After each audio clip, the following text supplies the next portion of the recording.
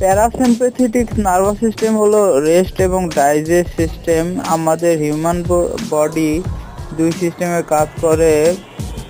এক হলো sympathetic nervous system, এটা হলো ফ্লাইট এবং ফাইট সিস্টেম, আর প্যারাসিম্প্যাথেটিক হলো রেস্ট এবং ডাইজেস্ট সিস্টেম। তো এখানে দেখতে হবে যে কখন কোন সময় কোন সিস্টেমটা কাজ করছে। আসলে যখন আমাদের সিম্প্যাথেটিক নার্ভাস সিস্টেম কাজ করে তখন আমাদের এটা প্যারাসিম্প্যাথেটিকে আনার চেষ্টা করতে হবে।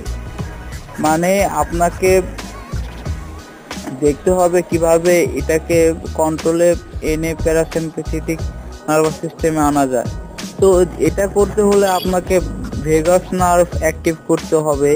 ভেগাস নার্ভ হলো আপনার এমন একটা নার্ভাস সিস্টেম যেটা আপনার প্রত্যেকটা অর্গান, প্রত্যেকটা মানে হার্ট, কিডনি, অ্যাড্রেনাল সিস্টেম, মানে যাবতীয় সিস্টেমের সাথে একটা নার্ভ সিস্টেম, নার্ভ কাজ করে, সেটা হলো ভেগাস নার্ভ।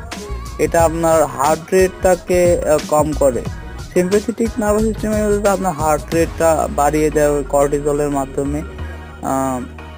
এটা আপনাকে বুঝতে হবে। তো ভেগাস নার্ভ